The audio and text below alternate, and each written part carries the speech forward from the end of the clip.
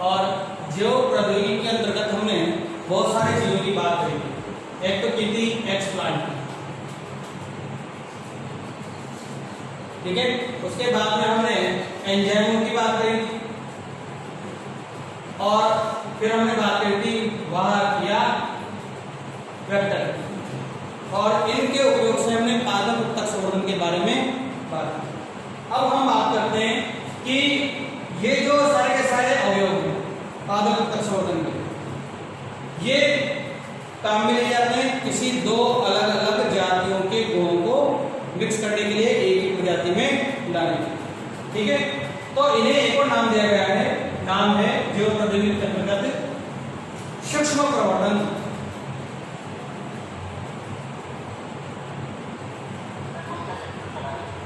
ये चैप्टर है 16 नंबर का बायोटेक्नोलॉजी वाला, सूक्ष्म प्रवर्धन। अब सूक्ष्म प्रवर्धन क्या है? सूक्ष्म प्रवर्धन यानी उत्तक संवर्धन तकनीक द्वारा, उत्तक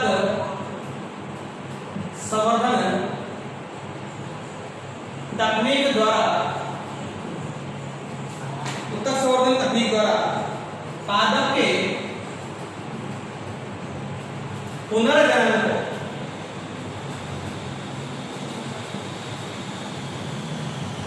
सूक्ष्म प्रवर्धन करते हैं।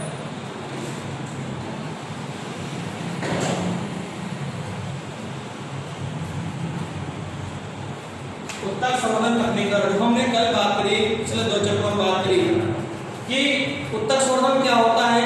तो उस तकनीक के द्वारा हम क्या कर रहे हैं? उत्तक संवर्धन तकनीक के द्वारा पादप के पुनर्जनन को सूक्ष्म प्रवर्धन कहते हैं, यानी पुनः किसी पादप भाग के उपयोग से एक संपूर्ण पादप का निर्माण कर देना ही सूक्ष्म प्रवर्धन कहलाता है।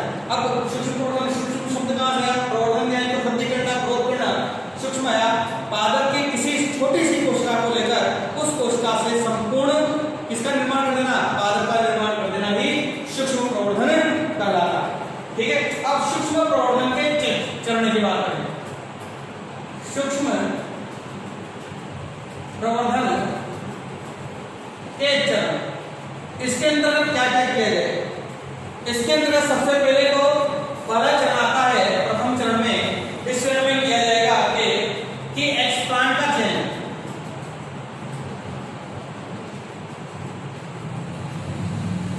एक्सप्लांट का चयन और पूर्व उपचार,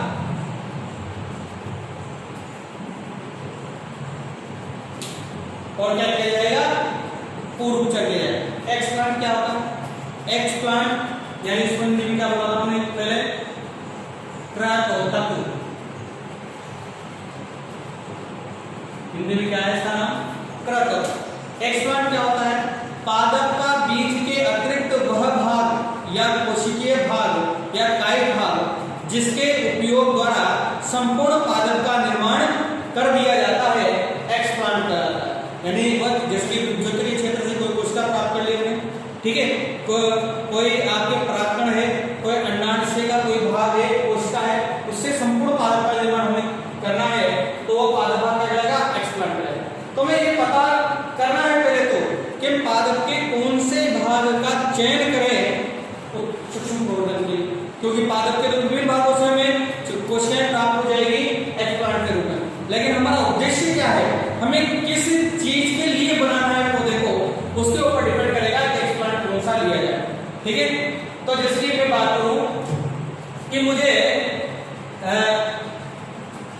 एक्सप्लांट लेना है कौन सा, किसके लिए, यहां लिख देता हूं मैं उद्देश्य, मुझे किस कार्य के लिए एक्सप्लांट चाहिए,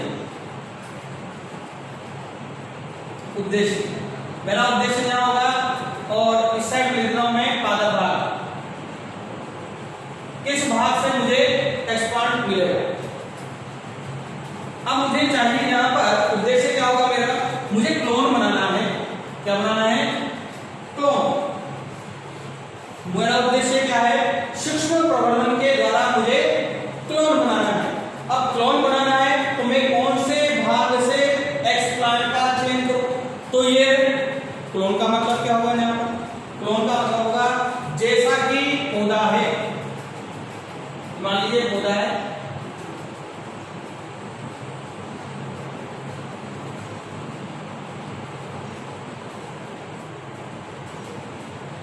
सेम ऐसा ही पौधा मुझे, इसके डीएनए भी वैसा ही हो, इसका बाह्य स्वरूप भी ऐसा ही हो, ऐसा ही पौधा मुझे एक और बनाना है, वही तो क्लोन कहलाएगा, जो आनुवंशिक संरचना में और बाह्य आकार रूप में भी अपने जनक पादप के समान। तो मुझे ऐसा पादप बनाने के लिए उसे ऐसी कोशिका लेनी पड़ेगी जिसमें समसूत्री विभाजन हो और उसके जनक कोशिका के समान ही उसकी पुत्री कोशिकाओं में डीएनए की संरचना हो, मेरे आनुवंशिक गुण भी समान हो। और आप जानते हो समसूत्री विभाजन के द्वारा बनी हुई पुत्री कोशिकाओं में अपनी जनक कोशिका के समान ही क्या होता है, आपके पुत्री कोशिकाओं का संरचना और उसकी बाह्यकारी। तो उद्देश्य क्या है, मुझे किसी पौधे का क्लोन बनाना है, तो मैं कौन से भाग से आपके एक्सप्लांट का चयन करूंगा, मैं लूंगा उसका शीर्ष विद्युतीय भाग।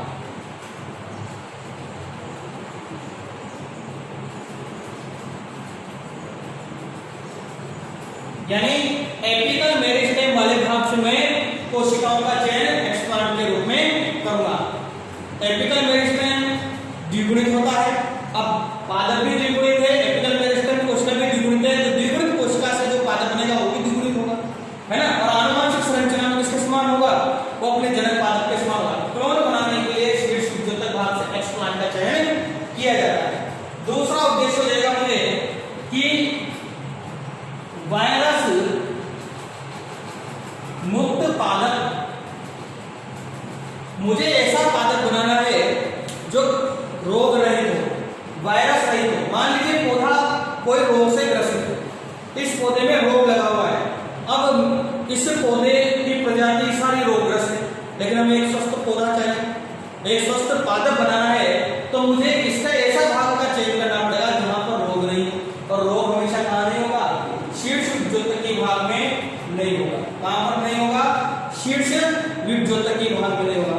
यानी शीर्ष विद्युतक भाग में जो नई कोशिकाएं बनती है वो क्या होती है, वो बिल्कुल रोग रहित होती है, बाद में जब परिपक्व हो जाती है तब जाकर वो रोग कारक लगती है। तो रोग युक्त पादप से अगर शीर्ष विद्युतक वाले भाग से कोशिकाओं को प्राप्त किया जाए और फिर उनसे नया पादप डेवलप किया जाए शीर्ष के द्वारा, तो वायरस युक्त पादप का निर्माण होगा। यानी इसके लिए भी मुझे कहां से लेना पड़ेगा, शीर्ष विद्युतक भाग से एक्सप्लांट को चयन करना पड़ेगा। तीसरा उद्देश्य हमारा हो जाएगा अगुणित पादप का निर्माण हमें करना है। अगुणित पादप हमारा उद्देश्य है, मुझे अगुणित पादप बनाना है। अगुणित मतलब जैसा युग्मक होता है, युग्मक में आधे ही गुणसूत्र होते हैं, ठीक है, परागकण में भी आधे गुणसूत्र होते हैं, आपके अंडाणु में भी आधे गुणसूत्र होते हैं। तो सामान्यतः तो कोई पौधा है तो द्विगुणित अवस्था में होता है, पुष्प भी द्विगुणित अवस्था में होता है, लेकिन मुझे पर्टिकुलर एक लिंगी पादप बनाना है, या तो नर पादप बनेगा या मादा पादप बनेगा। उसके लिए मुझे क्या चाहिए, उसको क्या बोलेंगे, नर या मादा पादप को अगुणित पादप। तो उसके लिए मुझे चाहिए अगुणित संरचना, और अगुणित संरचना से यदि मैं शिशुवर्धन करूंगा तो अगुणित पादप का निर्माण हो जाएगा। और अगुणित संरचना कहां पर मिलेगी, हमारे परागकण, आपके अंडाणु, ये अगुणित संरचनाएं होती है। इसलिए हमें कौन कौन सी संरचनाएं के द्वारा अगुणित पादप प्राप्त हो सकते हैं, एक तो परागकण, इसका एक्सप्लांट के रूप में उपयोग करूं तो परागकोश,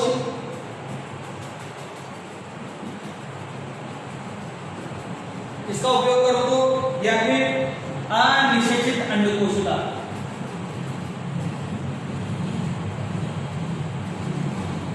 अंड कोशिका। यदि इनका उपयोग मैं किसमें करूं, आपके एक्सप्लांट के रूप में करूं, तो अगुणित पादप मुझे प्राप्त हो जाएंगे। इसके बाद बात करते हैं अगला उद्देश्य, यदि मुझे ऐसा पौधा बनाना है, पौधा किस प्रकार का हो, ये तो हो गया अगुणित। द्विगुणित पौधे तो ये दोनों हो जाएंगे, ये तो द्विगुणित पौधे होंगे, ये अगुणित पौधे होंगे। लेकिन मुझे बनाना है उद्देश्य में त्रिगुणित पादप बनाना है, त्रिगुणित पादप बनाना है। तो आपको पता होना चाहिए, जब आप पढ़ा करते थे पिछली कक्षाओं में, तो आपने अंडाशय में पढ़ा था 7 कोशिकीय और 8 केंद्रकीय संरचना, याद है कुछ? 7 कोशिकीय और 8 केंद्रकीय संरचना, उसमें एक संरचना आपने पढ़ी थी द्वितीय केंद्रक के नाम से। जब निषेचन होता है तो एक नर युग्मक द्वितीय केंद्रक से जाकर संयुक्त होता है और त्रिगुणित संरचना बनाता है। तो वह त्रिगुणित संरचना बाद में किसमें कन्वर्ट हो जाती है? भ्रूण कोश में कन्वर्ट हो जाती है। और यदि भ्रूण कोश कोशिका का उपयोग हम सूक्ष्म प्रवर्धन में करें तो त्रिगुणित पादप का निर्माण हो जाएगा। तो इसके लिए एक्सप्लांट कौन होगा? भ्रूण कोश। यदि एक्सप्लांट के रूप में किसका उपयोग किया जाए? भ्रूण कोश का उपयोग किया जाए तो त्रिगुणित पादप का निर्माण किया जा सकता है। इसी प्रकार से केलस का निर्माण होने का केलस, अब निकली बात करते उसके बाद केलस क्या होगा? कोशिकाओं का असंगठित समूह क्या कहलाएगा? केलस कहलाता है। कोशिकाओं का असंगठित समूह केलस कहलाता है। जब कोशिका संवर्धन हम करते हैं, उत्तक संवर्धन करते हैं, तो वहां पर कोशिकाएं संवर्धन माध्यम पर वृद्धि करके अगणित असंगठित कोशिकाओं का समूह बना लेती है, जिसे केलस कहा जाता है। तो केलस का निर्माण तो किसी भी कोश के भाग से किया जा सकता है, यानी इसका निर्माण पादप के किसी भी भाग से किया जा सकता है, किसी भी भाग से किया जा सकता है। तो पहला हमारा क्या हुआ? सूक्ष्म प्रवर्धन के चरण में पहला उद्देश्य क्या हुआ? पहला चरण क्या हुआ? एक्सप्लांट का चयन करना। अब एक्सप्लांट का चयन किस लिए कर रहे हैं? उद्देश्य को ध्यान रखें कि मुझे क्लोन बनाना है, वायरस मुक्त पादप बनाना है, अगुणित पादप बनाना है, या त्रिगुणित पादप बनाना है, या केलस बनाना है। जिस प्रकार की हमारी आवश्यकता है उसी के अनुरूप पादप का भाग एक्सप्लांट के रूप में चयन किया जाएगा। क्लियर है? इसके बाद हमने उसको चयन कर लिया, लेकिन उस चयन करने के बाद में जब हम उसका उपयोग प्रयोग में करेंगे सूक्ष्म प्रवर्धन में, उसके पहले उसका निर्जमीकरण भी आवश्यक है, यानी पूर्व उपचार आवश्यक है। निर्जमीकरण यानी हो सकता है उसको मिट्टी के कण लगे हो, बाद में हाथों से छू लिया हमने, कोई और सूक्ष्म जीव उस पे चिपक गए हो, तो उसका सतही निर्जमीकरण किया जाता है। क्या किया जाता है? सतही निर्जमीकरण। पूर्व उपचार यानी सतही निर्जमीकरण।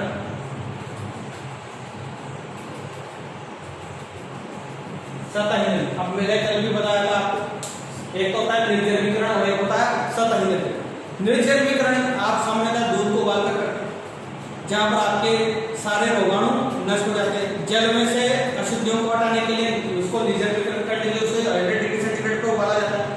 सतही निर्जमीकरण अगर इस तरीके से नहीं किया जाए, यानी इन कोशिकाओं को भी हम जो अदर चीजें हमने जैसे दूध उबाला, जल उबाला, इस प्रकार से उनको उबाल करके जाए तो ये कोशिकाएं नष्ट हो सकती है। इसलिए क्या किया जाएगा?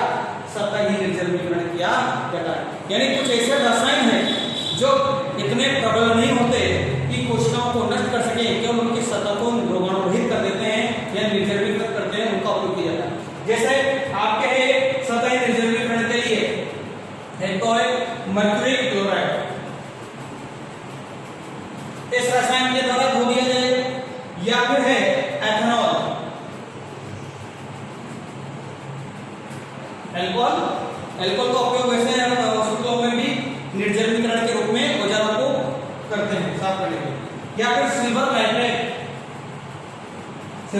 नाइट्रेट AgNO3, इनका उपयोग सतही निर्जमीकरण के लिए आपके पूर्वोपचार के रूप में किया जाता है। इस प्रकार से प्रथम चरण के अंतर्गत एक्सप्लांट का चयन उद्देश्यों को ध्यान रखकर किया जाता है, और साथ में चयन करने के बाद उनका पूर्व उपचार यानी सतह निर्जमीकरण किया जाता है। क्लियर है बात? अब आगे चरण की बात करें, अगले चरण में क्या होगा?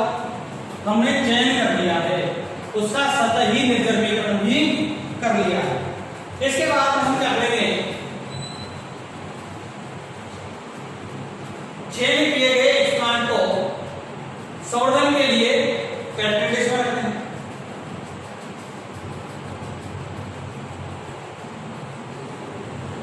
कैटेलिस्ट में ये क्या है? एक्सप्लांट।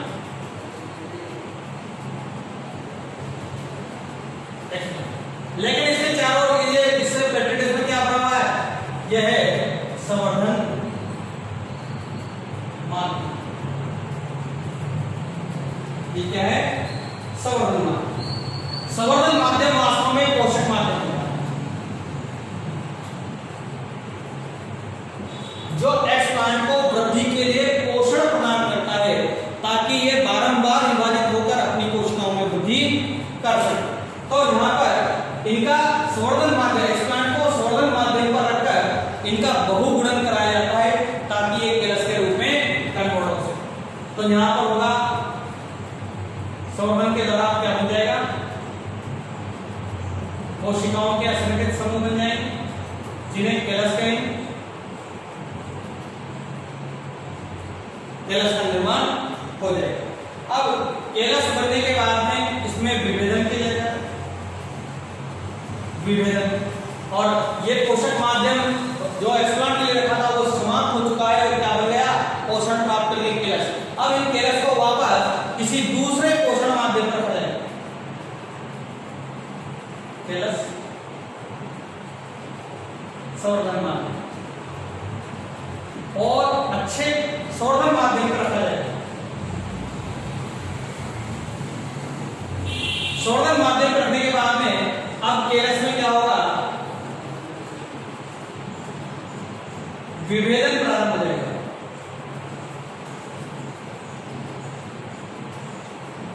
यानी अब क्या होगा, जो केलस है उसकी कोशिकाओं से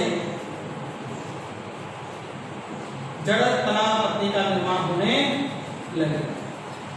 यानी प्ररोग और आपके मूल दोनों विकसित होने लगे। तो इस प्रकार से आपके इन चरणों के अंतर्गत सूक्ष्म प्रवर्धन किया जाता है। यानी सूक्ष्म कोशिकीय भाग को लेकर, एक सूक्ष्म कोशिकीय भाग को लेकर आपके संपूर्ण पादप के निर्माण की प्रक्रिया को ही सूक्ष्म प्रवर्धन करते हैं। अब देखो संवर्धन भी अलग अलग प्रकार के हैं, किस भाग के लिए, किस उद्देश्य के लिए हम सूक्ष्म प्रवर्धन करा रहे हैं, तो उसका भी अलग अलग प्रकार है। तो हम बात करते हैं संवर्धन के प्रकार।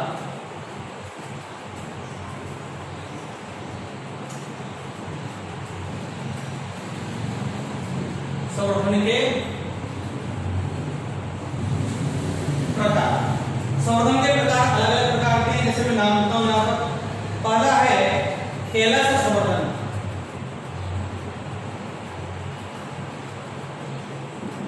आपको पता है केलस क्या होता है, कोशिकाओं का असंगठित अविभेदित समूह केलस कहलाता है। तो केलस समूह हो गया। दूसरा हो गया संवर्धन अंगोद्भवन, जैसे कह सकते हैं हम अंगजनन, अंगजनन। तीसरा हो जाएगा कायिक कायिक भ्रूणोद्भवन,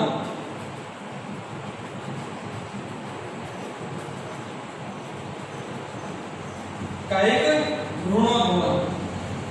चौथा हो जाएगा आपके अंग, केलस संवर्धन के दो भाग होंगे, इसको ए, इसका सेकंड पार्ट आएगा अंग संवर्धन।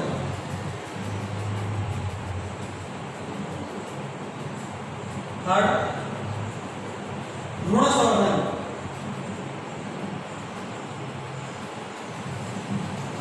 भ्रूण संवर्धन के बाद चौथा आ जाएगा आपके पास में परागकण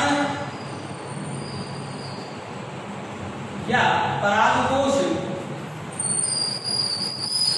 संवर्धन। इसके बाद आएगा आपके कोशिका निलंबन संवर्धन।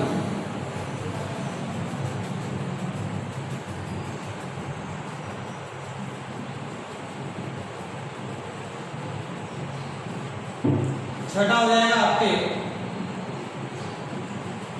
जीव द्रव्यक संवर्धन। जीव द्रव्यक, ये जीव द्रव्य नहीं है, ध्यान दें, जीव द्रव्यक यानी प्रोटोप्लास्ट।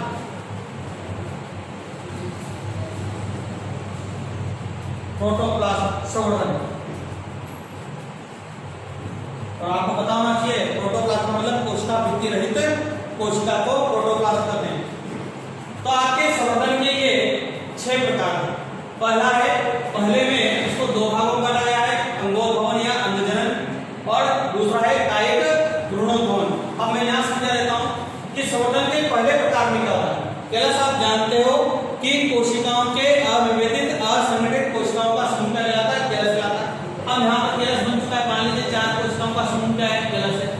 अब इसको आगे और कोशिका माध्यम में रखा जाएगा। अब किस टाइप का हमें काम करना है, मान लीजिए हमें कोई विशेष अंग बनाना है, हमें तो डायरेक्ट फल बनाना है साहब, हमें डायरेक्ट बीज बनाना है, हमें पत्ती का निर्माण करना है, अंग बनाना है। तो अंग बनाने के लिए हमें फिक्स उसको कुछ एंजाइम या पोषक माध्यम ऐसा देना पड़ेगा कि अंग का ही निर्माण।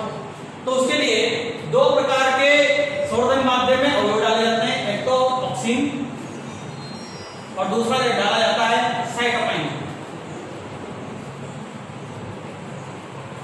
ऑक्सिन और साइटोकाइन इन पदार्थों की मात्रा संवर्धन माध्यम में भी होती है, यानी कोशिकाएं अब विभेदित होगी और विभेदित होकर क्या करेगी, अंगों का निर्माण करेगी, जिसे अंगजनन कहते हैं। कायिक भ्रूणोद्भवन में क्या होगा, डायरेक्ट भ्रूण का निर्माण होगा। तो बाकी के टॉपिक हम कर लेंगे। यहाँ तक के लिए आज का